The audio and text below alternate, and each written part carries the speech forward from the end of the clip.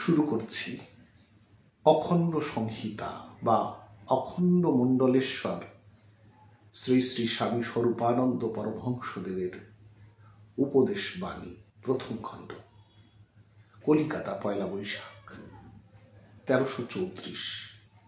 পরম পূজ্যপাদ শ্রী শ্রী স্বামী স্বরূপানন্দ পরমহংসদেব কয়েক দিবস যাবৎ কলিকাতায় অবস্থান করিতেছেন। বিদ্যাসাগর কলেজের একটি ছাত্র নববর্ষ উপলক্ষে শ্রী শ্রী বাবামণির একটি বাণী সংগ্রহের জন্য আসিয়াছেন। প্রতিধ্বনি। শ্রী শ্রী বাবামণি বলিলেন, আমার নিজের কোনো বাণী নেই। অতীত বর্তমানের শত সহস্র মহাপুরুষের কাছে আমার অশেষ ঋণ। আমি তাদের প্রতিধ্বনি মাত্র। দেবার মতো নিজস্ব কোনো বাণী আমার নেই। যুবক বলিলেন, আপনার লেখা ও চিন্তার সঙ্গে আমাদের যে সামান্য পরিচয় আছে, তাতে আমরা স্পষ্ট অনুভব করেছি যে আপনি নিশ্চিতই কারো প্রতিধ্বনি নন। কয়েকজন বিশাল এবং বিশিষ্ট চিন্তানায়কের নাম করিয়া এবং তাহাদের লেখার সহিত শ্রী শ্রী বাবামণির কয়েকটি লেখার তুলনা করিয়া তৎপরে যুবকটি বলিলেন, বিনয় করে আপনি নিজেকে যাই বলুন, সুস্পষ্ট প্রমাণ রয়েছে আপনার ক্ষেত্রে আপনি সম্পূর্ণ মৌলিক।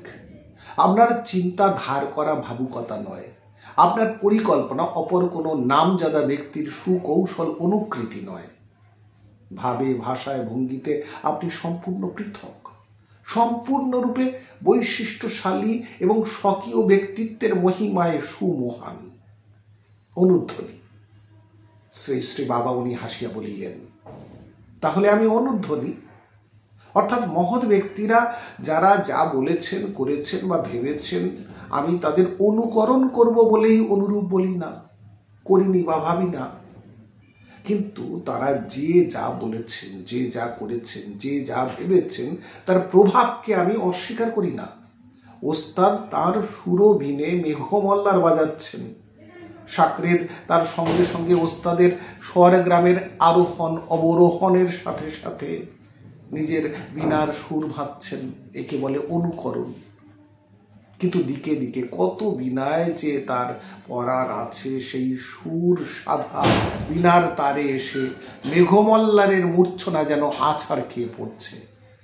তাতে যে বীণা যেমনভাবে বাঁধা, তেমনভাবে ঝঙ্কার সৃষ্টি হচ্ছে। এর নাম অনুধ্বনি।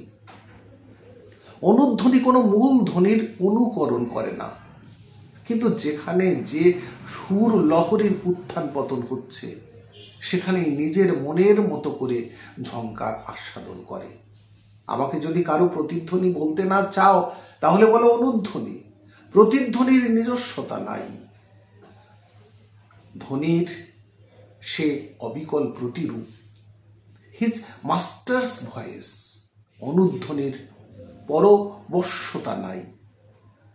যেখানে যে ধ্বনি যেমনি বাজুক, সে তার নিজ ধাতের অনুযায়ী সুরটুকুর ঝঙ্কার মাত্র নিজেতে তোলে এবং হাম্বির বাজাতে বাজাতে ধ্বনি যখন একবার কড়ি মধ্যমে আসে আর একবার ধৈবতে গিয়ে হঠাৎ থেমে পড়ে, অনুধ্বনি হয়তো সেই সময় নিজের ভিতরে শুধু কড়ি মধ্যমের বা ধৈবতের মাঝখান থেকে সাড়া আহরণ করছে এবং তারই ঝঙ্কার তুলে তার ভিতরে সূক্ষ্ম শ্রুতিগুলির কাজ করছে।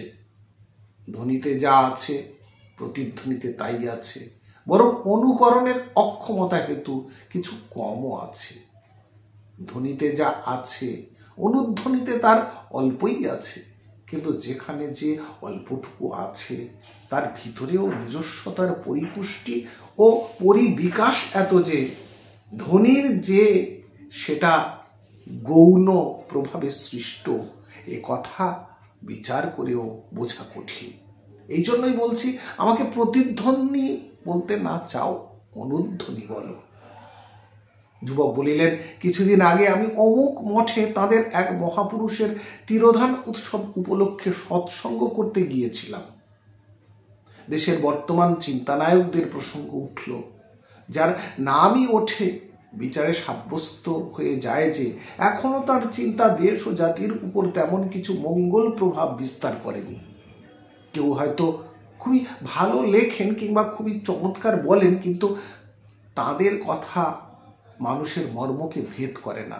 এই সময় আমি আপনার লেখা কর্মের পথে পুস্তিকাখানা পকেট থেকে বের করে একটার পর একটা অনুচ্ছেদ আগাগোড়া পড়ে গেলাম।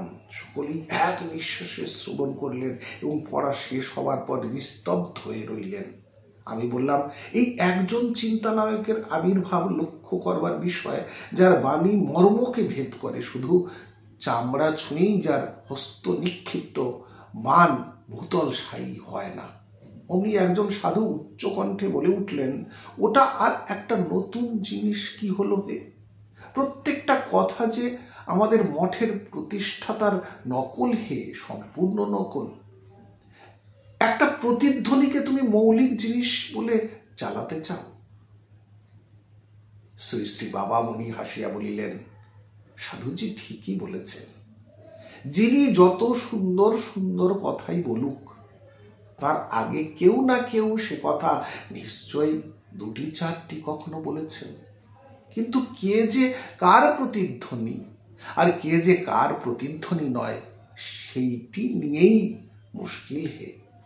কিছুদিন আগে কাশী থেকে একজন মহাবাগ্মী স্বামীজি কলকাতায় এসে ধর্ম বক্তৃতা দিচ্ছিলেন। খুব ভালো বক্তৃতা। একজন বলে বসলেন, ইনি বিবেকানন্দের প্রতিধ্বনি। অমনি আর একজন বলে বসলেন, বিবেকানন্দ তো রাজা রামমোহনের প্রতিধ্বনি। খুব কলহ বেঁধে গেল। দুই পক্ষের ধারালো ধারালো যুক্তি। আমরা অসহায় শ্রোতা, যিনি যা বলেন তাই শুনে যাচ্ছি।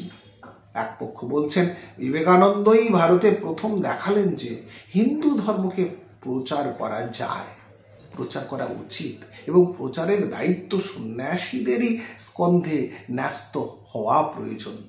বিবেকানন্দই বললেন, ভারতের মৃত্তিকা স্বর্গের স্বর্ণরেণু, ভারতের ধর্ম নিরাশ্রয়ের আশ্রয়। আর আজ কাশী হতে আগত এই স্বামীজি কলকাতা এসে সেই কথাগুলিই বলে বেড়াচ্ছেন। অপরপক্ষ বললেন, ভারতবাসী যে বিবেকানন্দকে স্বর্গের দেবতা বলে পূজা করে, তার কারণ তার বেদান্ত নয়, তার প্রতিষ্ঠিত মঠও নয়।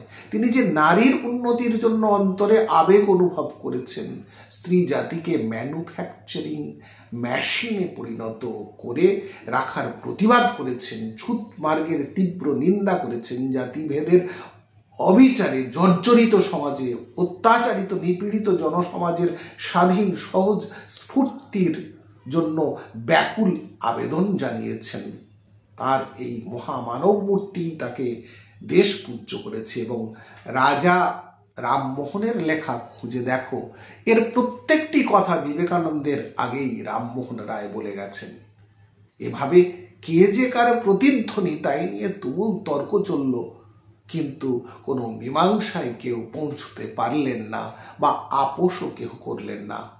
আমরা নিরীহ শ্রোতার দল আস্তে আস্তে মল্লভূমি ত্যাগ করে নিজ নিজ স্থানে প্রস্থান করলাম। পূর্বঙ্কনের নিকট আপদ মস্তক ঋণ। পরবর্তী পাঠ। ধন্যবাদ। প্রথম পাঠ, অখণ্ড সংহিতা, স্বামী স্বরূপানন্দ পরমহংসদেব। সবাই ভালো থাকুন, সুস্থ থাকুন, সুন্দর থাকুন। হরি ওম।